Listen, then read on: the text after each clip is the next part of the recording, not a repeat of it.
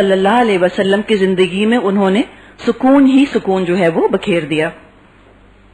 خود نبی اکرم صلی اللہ علیہ وسلم ایک بہترین شوہر تھے، بہت ایون ٹیمپرڈ، مستقل مزاج۔ بیویوں کو جو چیز انسرٹنٹی کا شکار کر دیتی ہے، ایک غیر یقینی کیفیت کا شکار کر دیتی ہے، وہ شوہر کے مزاج کا تیزی کے ساتھ اوپر نیچے ہونا۔ اب پتہ نہیں کہ اب شام کو گھر آئیں گے تو کس موڈ میں آئیں گے، اب صبح اٹھیں گے تو موڈ کیا ہوگا، اچھا ہے تو ٹھیک ہے اور برا ہے تو پتہ نہیں۔ یہ جو فلکچویشن ہوتا ہے موڈز کا، یہ آس پاس کے لوگوں کو بہت بے چین کر دیتا ہے۔ تو ایک مرد کی بہت بڑی خوبی کہ وہ اسٹیبل ٹیمپرڈ ہو، مستقل مزاج ہو، ٹھٹے مارنے کی بھی ضرورت نہیں اور بہت زیادہ بات بات پر غصہ کرنے کی بھی ضرورت نہیں۔ نہ صرف آپ مستقل مزاج تھے بلکہ بہت انڈیمانڈنگ، کوئی زیادہ آپ کی ڈیمانڈز نہیں ہوا کرتی تھیں، بلا وجہ کا روپ جھاڑنے والے آپ نہیں تھے، گھر میں کسی لارڈ کی طرح، کسی آقا کی طرح نہیں رہا کرتے تھے، بلکہ ایک محبت کرنے والے اور عزت کرنے والے ساتھی کی طرح رہتے تھے۔ نہ صرف محبت کرتے تھے اپنی بیوی سے بلکہ بے انتہا احترام، بہت ان کی عزت کیا کرتے تھے، اور بیویوں کا حق ہے کہ شوہر ان کی عزت کریں، ان سے احترام سے بات کریں، ان کی پسند اور ناپسند کا خیال رکھیں۔ ترمذی میں حدیث آتی ہے، آپ نے فرمایا خیرکم خیرکم لأہلہ وانا خیرکم لأہلی، تم میں سے بہترین شخص وہ ہے جو اپنے اہل و عیال کے ساتھ اچھا ہو، اور میں تم سب میں اپنے اہل و عیال کے ساتھ سب سے اچھا ہوں۔ خوش اخلاقی اور خوش مزاجی کی اولین مستحق بیوی ہوتی ہے، اس لیے کہ حضور کے تو والدین نہیں تھے نا، والدین تو یقیناً اس میں شامل ہیں، لیکن یہاں ذکر چونکہ حضور نے فرمایا، اور آپ کے اہل و عیال میں نہ آپ کے بہن بھائی تھے اور نہ آپ کے ماں باپ تھے، اہل و عیال تو پھر آپ کی بیوی تھی اور آپ کے بچے تھے، تو آپ نے فرمایا کہ وہ سب سے زیادہ تمہاری خوش مزاجی خوش اخلاقی کے حقدار ہیں۔ گھر میں آپ جب رہتے تو کام کاج میں ہاتھ بٹاتے رہتے تھے، صرف کرٹیسائز نہیں کرتے تھے کہ یہ کیوں نہیں ہوا، آخر پورا دن کیا ہوتا رہا گھر میں، جب میں نہیں ہوتا تو کیا ہوتا ہے، یہ انداز نہیں تھا، جو ہوا گھر میں لگ گئے، ہاتھ بٹا لیا، اپنے چھوٹے چھوٹے کام خود کر لیا کرتے تھے، یہ نہیں کہ قمیض بیوی کے سامنے پھینک دی کہ بٹن کیوں ٹوٹا ہوا ہے اس کا، یہ انداز نہیں تھا، جوتا خود مرمت کر لیتے تھے۔ یہ مردوں کے لیے نمونہ ہے، یہ دیکھنے کی ضرورت ہے، بیوی کے گھر والوں کی اور ان کے ملنے جلنے والوں کی آپ بہت عزت کیا کرتے تھے، یہاں تک کہ حضرت ختیجہ کا انتقال ہو گیا، اس کے بعد مدینے میں جب آپ کوئی قربانی کرتے تھے، کوئی بکری قربان کرتے تھے، تو حضرت ختیجہ کی سہیلیوں کے لیے حصہ ضرور نکالتے تھے، ان کے گھر بھیجا کرتے تھے۔ ختم ہو گئی بیوی، مرے ہوئے عرصہ گزر گیا، اور دوسری بیویاں بڑی بڑی ینگ، ایک سے ایک حسین اور جمیل، لیکن پھر بھی ان کا حصہ نکالا کرتے تھے۔ کس قدر مروت اور شرافت اور زبردست اخلاق ہے۔ آپ نے بیویوں کے بارے میں مسلمان مردوں کو ہدایت دی کہ جو شخص اللہ اور یوم آخرت پر یقین رکھتا ہو، یہ بہت تاکیدی انداز ہوا کرتا تھا کہ جو شخص اللہ اور یوم آخرت پر ایمان رکھتا ہو، اسے جب کوئی معاملہ درپیش ہو، یعنی کہ بیویوں کے معاملے میں، تو بھلائی کی بات کرے یا خاموش رہے۔ لوگوں، عورتوں کے حق میں خیر اور بھلائی کی بات قبول کیا کرو، یعنی گھریلو معاملات میں اگر کوئی بات شوہر کو ناگوار گزرے تو چیخ پکار غصہ نہ کرے، گالم گلوچ کا تو کوئی سوال ہی نہیں، بلکہ عین سنت کے مطابق نرمی سے اور دھیمے انداز میں ٹھہراؤ کے ساتھ اور وقار کے ساتھ معاملہ کرے۔ قوام ہے تو قوام ہونے کا لحاظ تو کرے کہ کیا اللہ نے مجھے پوزیشن دی ہے، اور مزید بدمزاجی سے اور بدزبانی سے معاملہ نہ بگاڑے۔ نبی اکرم اور حضرت ختیجہ رضی اللہ تعالیٰ عنہ کی ایک آئیڈیل، ایک مثالی شادی تھی۔ 25 سال کا عرصہ انتہائی محبت، انتہائی خلوص کے ساتھ گزرا، نرم گرم تمام حالات اس میں آئے، سب برداشت کیے۔ ایک مونوگیمس شادی کی بہترین مثال۔ پولی گیمی تو اپنی جگہ تھی جب آپ کی متعدد بیویاں تھیں، ایک ہی بیوی کے ساتھ آپ نے 25 سال گزارے۔ جوانی کا سارا زمانہ، 25 سال سے لے کر 50 سال کی عمر، جو جوانی کا دور ہوتا ہے، امنگوں کا دور ہوتا ہے، آپ نے حضرت ختیجہ کے ساتھ گزار دیے۔ تو نعوذ باللہ جو لوگ الزام لگاتے ہیں بعد میں تعدد ازواج کی وجہ سے کہ نعوذ باللہ، پھر آپ یہ بتائیے کہ کیا 50 سال کے بعد ایک دم کوئی آپ کے اندر ایسی چیز پیدا ہو گئی تھی کہ اب آپ کو بہت سی بیویوں کی ضرورت پڑ گئی؟ نہیں، یقیناً اس کی اپنے ریزنز تھے، وہ ہم آگے جا کر دیکھیں گے۔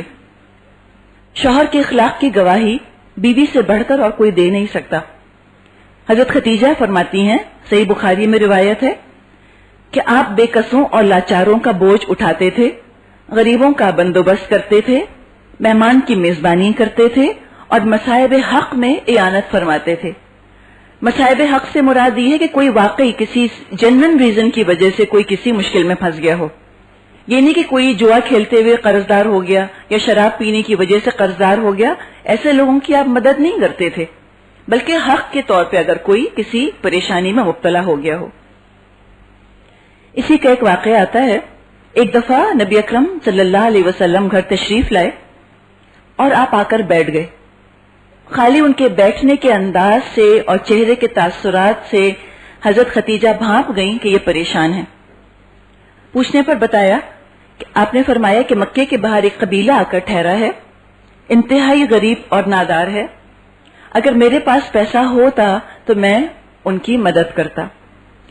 یہ بات آپ لوگ ذہن میں رکھیے گا کہ نبی اکرم صلی اللہ علیہ وسلم اپنی ذات سے امیر نہیں تھے، آپ کے پاس ذاتی پیسہ نہیں تھا، جو پیسہ بھی تھا وہ بیوی کا تھا، تجارت وغیرہ انہی کی تھی ساری۔ جب شوہر کی یہ پریشانی دیکھی تو حضرت خدیجہ نے کہا ان سے کہ آپ جائیے اور جا کے قریش کے چند معزز افراد کو، ریسپیکٹیبل لوگوں کو بلا کر لے آئیے۔ آپ نے ایسا ہی کیا۔ آپ یہ فرما برداری دیکھ رہے، ایسے بیوی کا کہنا ماننا۔ ذرا آپ مجھے بتائیں کہ آپ میں سے کتنوں کے شوہر ہیں کہ آپ ان سے کہیں کہ آپ ذرا باہر سے جا کے فلاں کو بلائیے اور وہ 4 سوال پہلے نہ پوچھیں کہ یہ کون سا وقت ہے بلانے کا، پہلے تو یہ کہیں گے تمہیں کیا ضرورت پڑ گئی ان کی، مجھے بتاؤ کیا کام ہے، میں خود ہی کہہ دیتا ہوں بجائے کہ جاؤں اور بلا کے لاؤں۔ حجت نہیں ہوگی ہر قسم کی۔ بیوی نے کہا اور آپ چلے گئے اور آپ بلا کر لے آئے، کچھ نہیں بحث، اس لیے کہ آپ بہت کم بولا کرتے تھے، جہاں بولنے کی ضرورت نہیں ہوتی تھی وہاں آپ نہیں بولا کرتے تھے۔ آپ نے یوں بیوی کی بات مانی، شوہر کی فرما برداری کی تم نے بہت باتیں سنی، یہ دیکھیں کہ شوہر بھی اپنی بیوی کی فرما برداری صحیح چیزوں میں کیسے کیا کرتے ہیں۔ جب آپ قریش کے افراد کو بلا کر لائے تو واپس آپ آئے ہیں تو اس وقت تک حضرت خدیجہ نے اشرفیوں کا اتنا بڑا ڈھیر لگا دیا تھا کہ آپ اس کے پیچھے چھپ گئے، اتنی دولت مند تھی، ساری دولت آپ نے دے دی نبی اکرم کو، اور قریش کے افراد سے کہا کہ میں آپ حضرات کو گواہ بناتی ہوں کہ میں نے یہ سب دولت محمد کو ہبا کر دی صلی اللہ علیہ وسلم۔ اور وہ ساری دولت پھر وہ جو غریب تھے اور فقیر تھے ان سب پر آپ نے اس کو خرچ کیا۔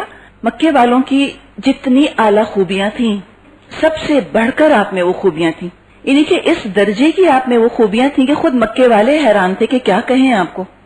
وہ خود بڑے قدردان تھے، ان کے یہاں بڑے بڑے جنرس لوگ اور بہت بڑے بڑے فلنتھراپسٹ تھے، لیکن نبی اکرم صلی اللہ علیہ وسلم کی خوبیوں کا احاطہ کرنے سے قاصر تھے۔ ان کو سمجھ میں نہیں آتا تھا کہ کیا کہا جائے آپ کو۔ جو برائیاں ان میں تھیں اس میں سے ایک برائی آپ میں نہیں تھی۔ ان کی خرافات سے آپ سخت بیزار تھے، پورے عقل اور پورے شعور کے ساتھ آپ ان کے درمیان رہتے ہوئے زندگی کا سفر طے کر رہے تھے۔ جو اچھا کام ہوتا اس میں آپ شرکت فرما لیتے، جیسے کہ حلف الفضول کے بارے میں ہم نے دیکھا، ورنہ آپ تنہائی کی طرف پلٹ جاتے، طویل خاموشی اختیار کرتے، اس میں غور و فکر کرتے۔ کبھی آپ نے رسالت سے پہلے بھی شراب کو ہاتھ نہ لگایا، کبھی آستانوں کا ذبیحہ آپ نے نہ کھایا، بتوں کے لیے جو ان کے تہوار اور جو ان کے میلے منائے جاتے تھے کبھی آپ نے ان میں شرکت نہ کی۔ شروع ہی سے مکے والوں کے جو باطل معبود تھے ان سے آپ کو سخت نفرت رہی، لات اور عزا کی قسم سننا آپ گوارا نہیں کرتے تھے۔ سب سے بڑھ کر آپ وعدے کے پابند تھے، سب سے بڑھ کر آپ امانت دار تھے۔ آپ کی قوم نے آپ کا نام ہی الصادق اور الامین رکھ دیا تھا، سچے اور امانت دار۔ عمر مبارک آپ کی 35 سال ہوئی، 35 ایئرز۔ قریش نے نئے سرے سے خانہ کعبہ کی تعمیر کا بیڑا اٹھایا۔ کعبہ کے لفظی معنی ہوتے ہیں کیوب، چوکور جیسا ہے نا، اسکوائر جیسا ہے، کیوب ایکچولی زیادہ ٹھیک ہے اس کے لیے۔ اسماعیل علیہ السلام کے زمانے میں اس کی بلندی 9 ہاتھ تھی، میٹرز وغیرہ تو نہیں ہوتے تھے نا، ہاتھوں سے ناپتے تھے، 9 ہاتھ اس کی بلندی تھی، اور اس پر چھت نہیں تھی، چھت نہیں ڈلی ہوئی تھی۔ اب اس کی تعمیر کو بھی مدت گزر چکی تھی، ظاہر ہے کہ عمارت بوسیدہ ہو گئی تھی۔ اسی سال پھر ایک زور کا سیلاب بھی آیا، اس نے مزید ایک نقصان پہنچایا ہوگا عمارت کو، لہذا قریش نے ارادہ کیا کہ اس کی دوبارہ تعمیر کی جائے، اور ان کا متفقہ فیصلہ تھا کہ خانہ کعبہ کی تعمیر میں صرف حلال پیسہ ہی استعمال ہوگا، یعنی کہ ان کے ہاں بھی ایک حلال اور حرام کا کنسپٹ موجود تھا، اس میں انہوں نے کہا کہ سود کا پیسہ نہیں لیا جائے گا، کسی کا ناحق لیا ہوا مال استعمال نہیں ہونے دیں گے. اور آپ یہ دیکھیں کہ ان لوگوں کی آنےسٹی، دینے والوں کی سچائی تھی نا ان کے اندر. جب کہہ دیا گیا کہ سود کا پیسہ نہیں لیا جائے گا تو کسی نے اپنا سود کا پیسہ یہی جھوٹ بول کر نہیں دے دے کہ نہیں یہ تو اچھا پیسہ ہے، یا کسی نے اگر ناحق پیسہ لیا تھا تو اس نے جھوٹ بول کر نہیں دے دیا کہ یہ تو بالکل صحیح پیسہ ہے. اور انہوں نے کہا کہ پیشہ ور عورتوں کی کمائی بھی اس میں نہیں لگائیں گے، یعنی کہ پروسٹیٹیوٹس کا پیسہ بھی اس میں نہیں لگے گا. مطلب یہ ہے نا کہ احساس تھا، ان کو پتہ یہ چلتا ہے کہ ان کے ڈیپ روٹڈ ان کے اندر برائی کا احساس تھا کہ یہ کام اچھے نہیں ہیں. سود جیسی چیز کا ان کو ایک احساس تھا کہ سود اچھی چیز نہیں ہوتی. اب نئی تعمیر کے لیے ضروری تھا کہ پرانی عمارت کو ڈھا دیا جائے. کچھ روایات میں آتا ہے جو کہ مارٹن لنگز نے لکھی ہے اپنی کتاب محمد میں. وہ یہ لکھتا ہے کہ جب انہوں نے یہ ارادہ کیا کہ خانہ کعبہ کو ڈھا دیا جائے تو ایک سانپ وہاں آ کر بیٹھ گیا کنڈلی مار کر. انہوں نے اس سے ایک شگون یہ لیا کہ خانہ کعبہ کو نہیں ڈھانا چاہیے. کچھ عرصہ ہوا ایک پرندہ آیا اور اس سانپ کو اٹھا کر لے گیا.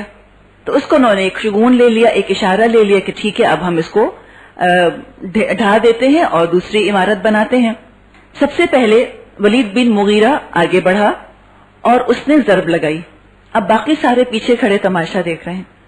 اس میں ہوں گے کہ اگر اس کو کوئی فالج گر جاتا ہے یا اس کو کچھ ہو جاتا ہے تو ہم سب یہاں سے بھاگ جائیں. پہلی ضرب اس نے لگائی اور سب کھڑے اس کو دیکھتے رہے. دیکھا کہ اس کو کچھ نہیں ہوا. پھر سب آگے بڑھے اور خانہ کعبہ کی عمارت کو انہوں نے گرا دیا.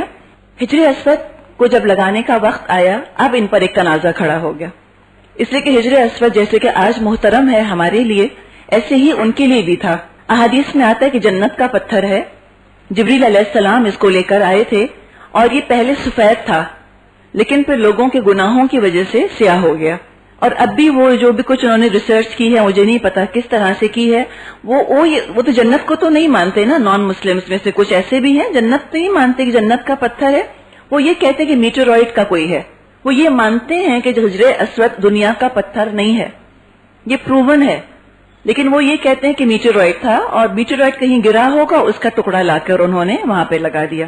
حجر اسود چونکہ بڑا محترم اور ایک معزز پتھر تھا، اس کو دوبارہ لگانے پر اختلاف ہو گیا کہ اس کو کون اٹھا کر فٹ کرتا ہے. یہ اختلاف اتنا بڑھا کہ جنگ کی نوبت آ گئی. وہ ان کے اندر جو تھی نا حمیت، حد سے بڑھی ہوئی حمیت الجاہلیہ، یہ اس کا ایک اظہار تھا. ایک شخص ابو امیہ مخزومی اس نے کہا کہ اگلی صبح مسجد حرام کے دروازے سے جو شخص سب سے پہلے داخل ہوگا اس کو ہم اپنا حکم بنا لیں گے، جو وہ کہے گا ہم اس کی بات مانیں گے. اللہ کا کرنا ایسا ہوا کہ سب سے پہلے نبی اکرم صلی اللہ علیہ وسلم تشریف لائے. آپ کو دیکھ کر یہ لوگ پکار اٹھے کہ حاذا الامین رضیناہ حاذا محمد، کہ یہ تو امین ہے اور ہم ان سے راضی ہیں اور یہ تو محمد ہیں صلی اللہ علیہ وسلم. عزت کا معیار آپ دیکھیے نا. یہ ٹھک رہی ہے آپ کے دماغوں میں بات کہ کتنی عزت کیا کرتے تھے، اور اب دیکھیے گا وقت کے ساتھ ساتھ کہ انہی کو وہ کیا کچھ نہیں کہہ دیں گے. زمانے کے پلٹنے میں کچھ دیر نہیں لگتی. تو نبی اکرم صلی اللہ علیہ وسلم نے ایک چادر لی، اس میں حجر اسود کو رکھا. تمام قبائل کے سرداروں سے کہا کہ آپ اس چادر کو پکڑ لیجئے. اس کے بعد سب نے پکڑ کر اس کو اٹھایا. جب وہ حجر اسود کے مقام تک پہنچ گیا تو پھر آپ نے اپنے مبارک ہاتھوں سے اٹھا کر حجر اسود کو اس کی جگہ پر رکھ دیا، اور ایک آپ کی فہم سے اور آپ کی فراست سے ایک جھگڑا پورا ہو گیا، آگے نہ بڑھ پایا. اب چونکہ قریش نے مال پر تو ریسٹرکشن لگا دی تھی کہ خالی حلال مال استعمال ہوگا، تو اب کیا ہوا کہ مال کم پڑ گیا. ابراہیم علیہ السلام کے نقشے پر دوبارہ خانہ کعبہ کی تعمیر نہ ہو سکی، بلکہ نارتھ کی طرف خانہ کعبہ کی لمبائی کم کرنی پڑی. مٹیریل کم ہوا نا، ان کے پاس پورا نہیں پڑ سکا. اب یہ جو جگہ بچ گئی اس کو آج کل حتیم کہا جاتا ہے. یہ جو حتیم ہے دراصل یہ خانہ کعبہ ہی کا حصہ تھا، لیکن مال کم ہونے کی وجہ سے وہ کور نہ کر سکے اس کو. اللہ تعالیٰ کی حکمت آپ دیکھیے نا، خانہ کعبہ کے اندر کون جا سکتا ہے؟ ہم میں سے چند ہی لوگ گئے ہوں گے، لیکن حتیم میں تو سبھی بیٹھ جاتے ہیں، کبھی نہ کبھی موقع مل ہی جاتا ہے.